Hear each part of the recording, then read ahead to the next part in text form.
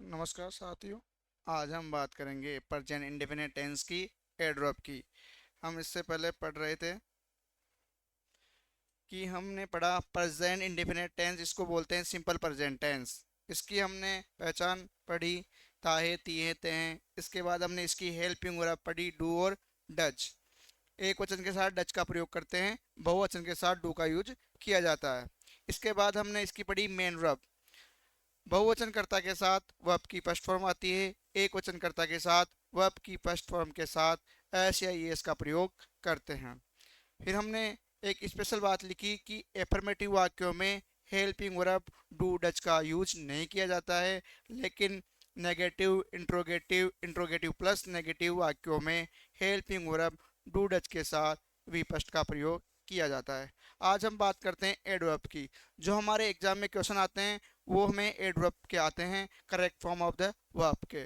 तो present indefinite tense या simple present tense की एडवर्ब होती है यूजुअली, यूज अली।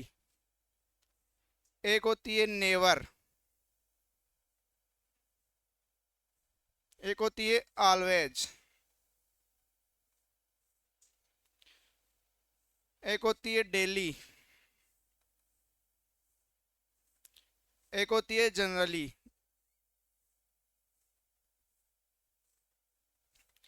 एक होती है ओकेजनली,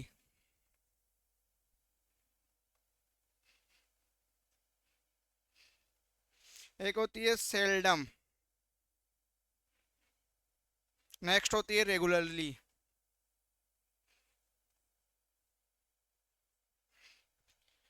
नेक्स्ट होती है रेयरली, नेक्स्ट होती है फ्रेक्वेंटली, फ्रेक्वेंटली, और नेक्स्ट होती है एवरी प्लस टाइम, अर्थात एवरी के साथ कोई भी समय सूचक शब्द दिया हुआ होता है वह इस टेंस की एडवर्ब होती है। यदि किसी वाक्य में आपको यूजुअली मिल जाए, नेवर मिल जाए, ऑलवेज मिल जाए, डेली मिल जाए, जनरली लिखा हुआ मिल जाए, ओकेजनली मिल जाए, सेल्डम आ जाए, रेगुलरली आ जाए, रेयरली आ जाए, फ्रेक्वेंटली आ जाए, या एवरी प्लस टाइम के साथ, अर्थात एवरी के साथ कोई भी समय, afternoon, morning, 2 hour, 3 hour, Sunday, Monday, ऐसा कोई भी समय सूचक शब्द एवरी के साथ दिया हुआ है तो वह वाक्य प्रेजेंट इंडेफिनिट टेंस या सिंपल प्रेजेंट टेंस का होता है। फॉर एग्जाम्पल हम बात करते हैं क्वेश्चन किस प्रकार के हमारे एग्जाम में पहुंचे जाते हैं। I usually, Khalistan, take tea in the evening.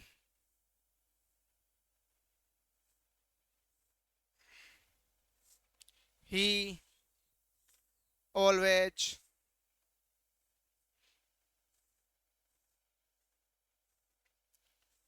go to school. She never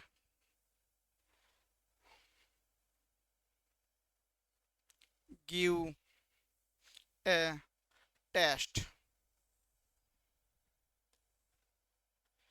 We play match every Sunday.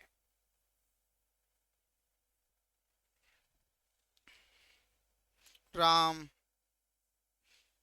not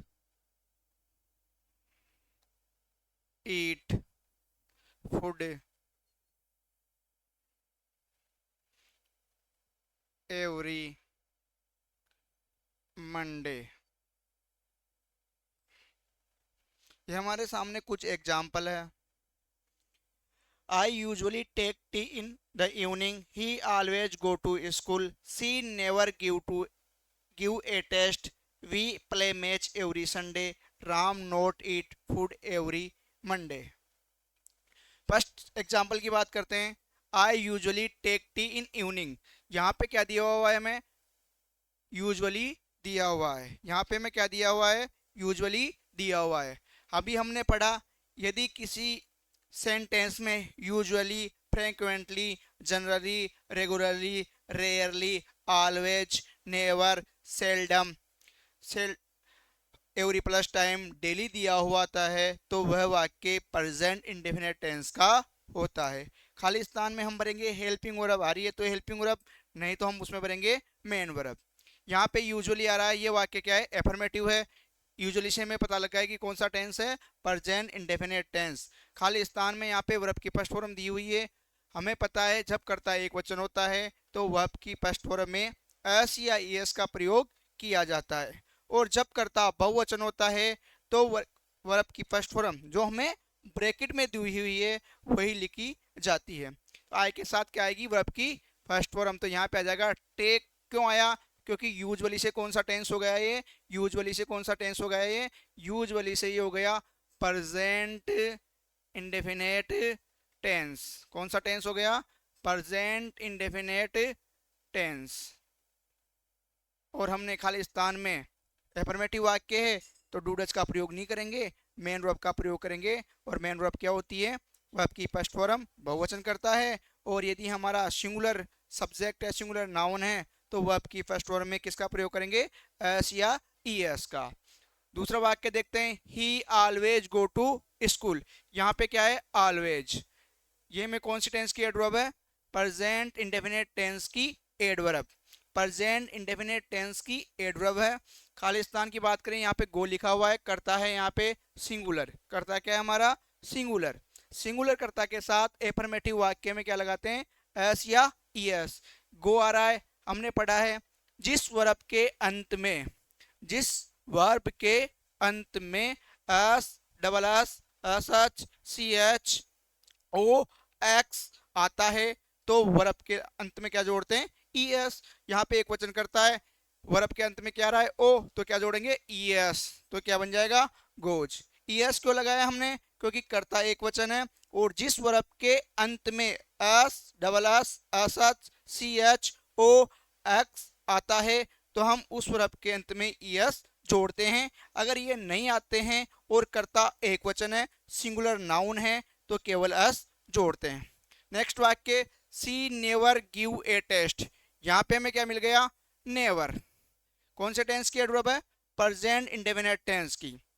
कर्ता देखेंगे, कर्ता क्या है, एक वचन है, एफर्मेटिव वाक्य है, गिव, इसके साथ क्या जोड़ेंगे, एस या एस, तो इसमें क्या क्या जोड़ेगा, एस। एस क्यों जोड़ा, क्योंकि एक वचन कर्ता के साथ तुरब में S, double S, S H, C H, O, X दिया हुआ होता है तो हम क्या जोड़ते हैं, ई एस जोड़ते हैं। अगर ये नहीं दिया हुआ है तो हम क्या जोड़ेंगे, एस। यहाँ पे हमें न तो एस मिल रहा है, न डबल एस आ रहा है, न एस एच आ रहा है, न सी एच आ रहा है, नहीं ओ आ रहा है, नहीं एक्स आ रहा है, तो क्या जोड़ेंगे, S. We play match every Sunday. यहाँ पे क्या दिया हुआ है, देखो एवरी, और एवरी के साथ क्या है यहाँ पे, टाइम, समय सूचक शब्द। संडे किसकी बता रहा है हमें, संडे से हमें क्या पता लग रहा है, समय के बारे में। और एवरी प्लस टाइम हमने एडवर्ब पढ़ी है किसकी, प्रेजेंट इंडेफिनिट टेंस की। एफर्मेटिव वाक्य, वी कर्ता बहुवचन है, प्ले पर की फर्स्ट फॉर्म लिख देंगे तो इसमें क्या लिख देंगे, play. Ram note eat food every Monday. यहाँ पे भी क्या दिया हुआ है, एवरी प्लस टाइम। क्या दिया हुआ है, एवरी प्लस टाइम। मंडे किस समय सूचक शब्द है, टाइम की बात कर रहा है। एवरी प्लस टाइम मतलब प्रेजेंट इंडेफिनिट टेंस। राम, यहाँ पे देखो नोट, नोट का मतलब क्या बनाना है हमें, नेगेटिव। नोट का मतलब क्या बनेगा, ये नेगेटिव। तीसरे स्थान पर नोट आता है। और हमने कल पढ़ा था एफर्मेटिव के अलावा नेगेटिव, इंट्रोगेटिव और इंट्रोगेटिव प्लस नेगेटिव वाक्यों में डू डच के साथ क्या लगाते हैं, वर्ब की first form. Ram note, Ram के साथ क्या आएगा, एक वचन है तो डज। राम सिंगुलर नाउन है, डज आएगा। तीसरे स्थान पर नोट और डू डज लिखेंगे तो चाहे कर्ता एक वचन हो चाहे बहुवचन, क्या लिखेंगे, वर्ब की फर्स्ट फॉर्म। तो ये क्या जाएगा, ईट, तो ये बन जाएगा डज नॉट ईट। ये हमने पढ़ा generally, usually, frequently, rarely, regularly, seldom, never, always, every plus time. ये जो क्या हो एडवर्ब होते हैं, ये एक्शन यानी कार्य की फ्रीक्वेंसी यानी बारंबारता को बताते हैं। ये क्या बताते हैं, एक्शन यानी कार्य की फ्रीक्वेंसी को बताते हैं। अब नेक्स्ट आगे बात करते हैं, कुछ ऐसी चीजें होते हैं जिसके लिए भी हमें प्रेजेंट इंडेफिनिट टेंस का प्रयोग किया जाता है। For example, he, Khalistan, work in bank, he work in bank. इसमें हमें पता नहीं लग रहा कि कौन सी एडवर्ब है, लेकिन जब हम इसका अर्थ निकालेंगे, ही वर्क्स इन बैंक मतलब बैंक में काम कर रहा है, करता है, वो भी काम करता है, तो ये कौन से टेंस की बात करेगा? Present indefinite tense. ही के साथ क्या लगा देंगे? वर्क, और क्या जोड़ देंगे? एस या ईएस। तो इसमें क्या क्या जुड़ेगा? इसमें क्या जुड़ेगा? एस। तो हम इन्हीं चीजों के बारे में बात करेंगे कि कहाँ कहाँ प्रेजेंट इंडेफिनिट टेंस का यूज किया जाता है। पहली चीज, यूनिवर्सल ट्रूथ। यूनिवर्सल ट्रूथ, सार्वभौमिक सत्य। सार्वभौमिक सत्य, ऐसा कोई भी सत्य जो यूनिवर्सल ट्रूथ हो, अर्थात पूरे संसार में उसको माना जाता है। जैसे सूर्य पूर्व दिशा में उदय होता है, the sun rises in the east. और उसी प्रकार सूर्य पश्चिम दिशा में अस्त होता है, तो set in the sunset, the sun sunset in the west. तो जो सार्वभौमिक सत्य होते हैं उनके लिए हम किसका प्रयोग करते हैं? प्रेजेंट इंडेफिनिट टेंस का प्रयोग करते हैं। For example, the sun, Khalistan, rise, rise यानी उदय होना, in the east, in the east. यहाँ पे ईस्ट के पहले आर्टिकल आया है द। तो ये आर्टिकल क्यों आया है? क्योंकि आर्टिकल पढ़ेंगे जब हमारे काम आएगा। तो मैं भी बता रहा हूँ, दिशाओं के पहले क्या लगाते हैं? The. East, west, north, south, हमारी 4 दिशा होती है, और डायरेक्शन के पहले क्या लगाते हैं? द। लेकिन छोटी सी एक हम गलती भी कर देते हैं कभी कभी। अगर प्री पोजिशन के बाद दिशा दी हुई है, अगर प्री पोजिशन के बाद दिशा दी हुई है, तो किसका प्रयोग करते हैं? द का। लेकिन यदि प्री पोजिशन के बाद दिशा नहीं है, तो उसमें ए एन द कोई भी नहीं आएगा। न तो ए आता है, न द आता है, न एन आता है। तो यहाँ पे द क्यों आया? क्योंकि प्री पोजिशन के बाद क्या दी हुई है? दिशा। और दिशाओं के पहले किसका प्रयोग करते हैं अपन? द का। The sun rise in the east, ये सार्वभौमिक सत्य की सूर्य क्या होता है? पूर्व दिशा में उदय होता है। ये सार्वभौमिक सत्य हैं। और सार्वभौमिक सत्य यूनिवर्सल ट्रुथ को बताने के लिए हम कौन सा टेंस काम में लेते हैं? Present indefinite tense. कौन सा टेंस काम में लेते हैं? Present indefinite tense. तो यहाँ पे क्या आएगा? राइज, और इसमें क्या जोड़ देंगे? एस या ई एस, एस या ई एस। ये सार्वभौमिक सत्य हैं, और सार्वभौमिक सत्य को बताने के लिए हम प्रेजेंट इंडेफिनिट टेंस का यूज करते हैं। ये सिंगुलर है, और सिंगुलर के लिए हम क्या जोड़ते हैं? वर्ब की फर्स्ट फॉर्म में एस या ई एस। दूसरा बात करें हम, इसके बाद आते हैं scientific. Scientific fact, scientific fact अर्थात वैज्ञानिक तथ्य। वैज्ञानिक तथ्य, ऐसी कोई बात जो वैज्ञानिकों ने सिद्ध कर रखी है, उन चीज के लिए भी, उन वैज्ञानिक तथ्यों के लिए भी हम किसका प्रयोग करते हैं?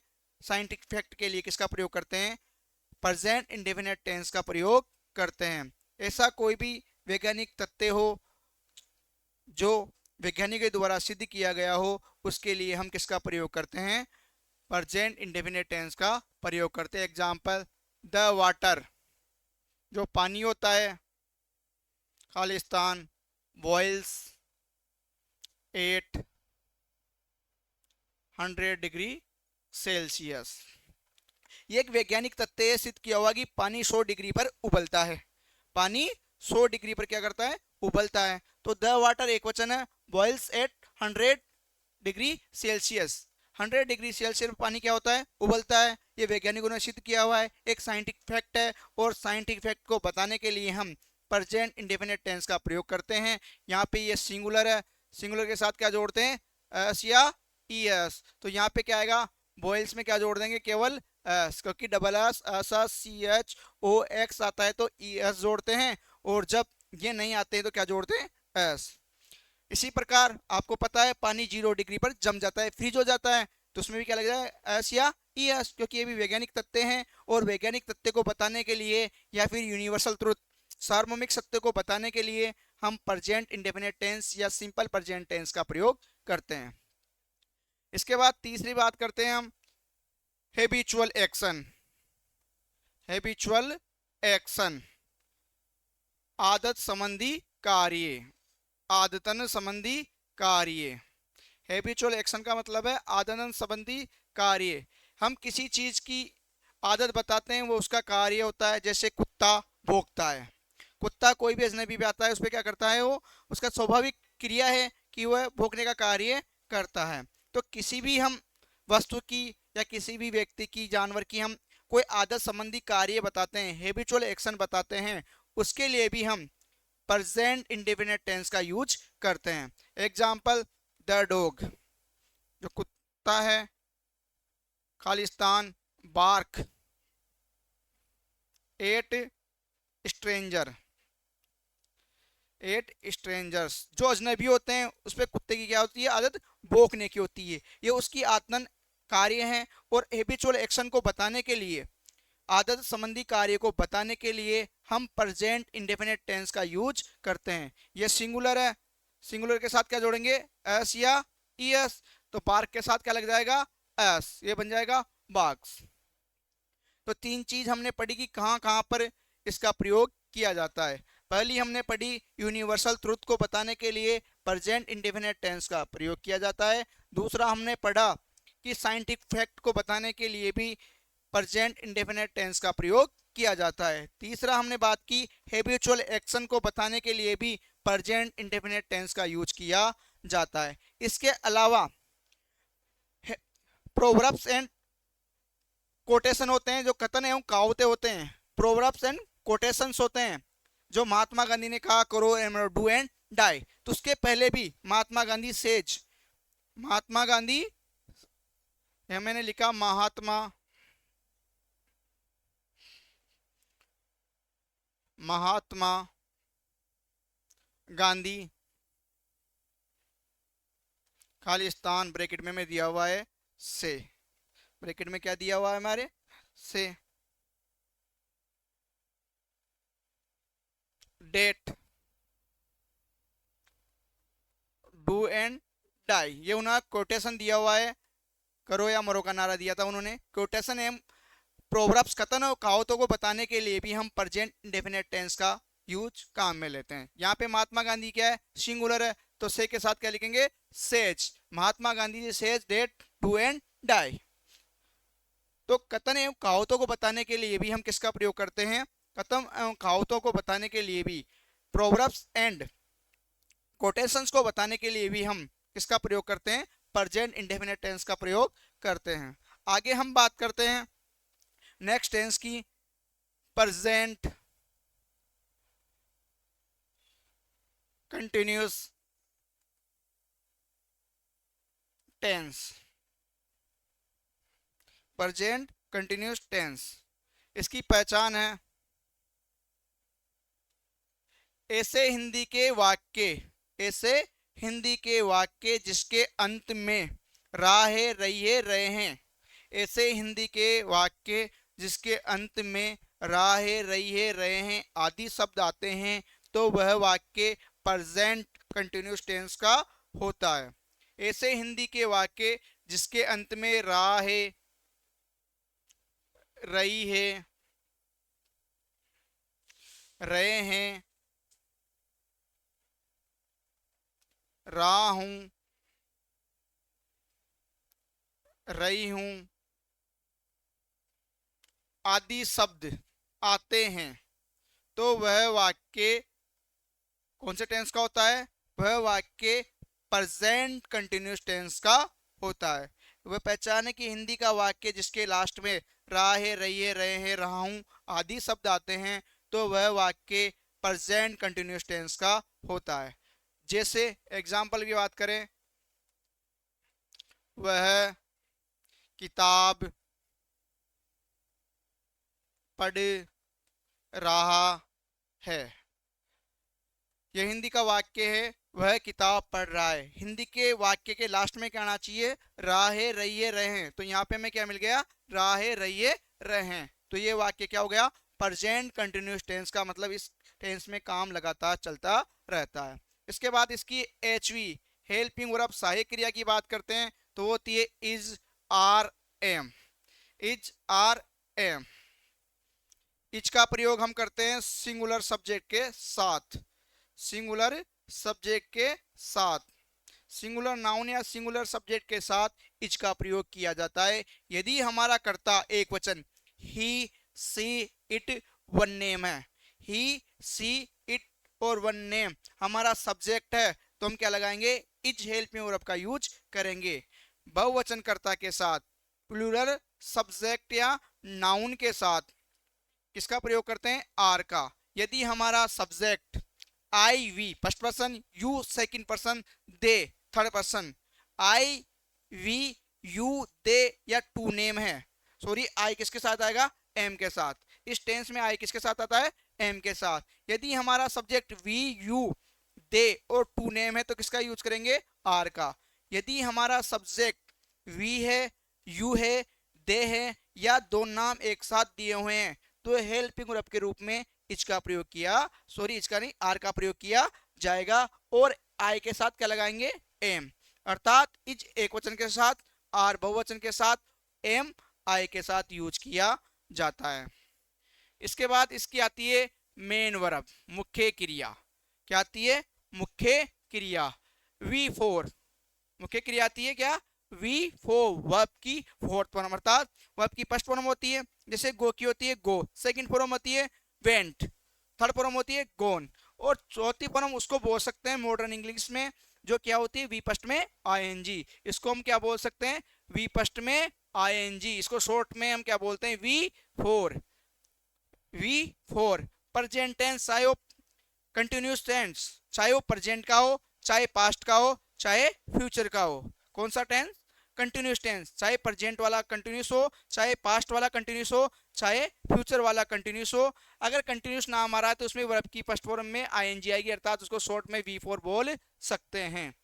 मेन वर्ब क्या आएगी, मुख्य क्रिया क्या आएगी, एमवी, वर्ब की फर्स्ट फॉर्म में आईएनजी अर्थात V4। जैसे एग्जांपल की बात करें, वह किताब पढ़ रहा है। वह को इंग्लिश में क्या लिखेंगे, ही, पुल्लिंग है, ही के साथ क्या आएगा, इज। पढ़ने को क्या बोलते हैं, रीड। काम क्या कर रहा है पढ़ने का, इसमें क्या जोड़ देंगे, आईएनजी। इसमें क्या जोड़ देंगे, आईएनजी। क्या पढ़ रहा है, ए बुक। ऐसी वर्ब जिसके अंतिम अक्षर से पहले दो वोवेल आए तो उसमें क्या जोड़ देते हैं, डायरेक्ट आईएनजी जोड़ देते हैं। ऐसी वर्ब जिसके अंतिम अक्षर से पहले दो वोवेल एक साथ आते हैं, अंतिम अक्षर क्या है वर्ब का, डी, इससे पहले दो वोवेल एक साथ आ रहे हैं तो इसमें क्या जोड़ेंगे, डायरेक्ट आईएनजी जोड़ देंगे, रीडिंग बन जाएगा ए बुक। दूसरा एग्जांपल की बात करें, हम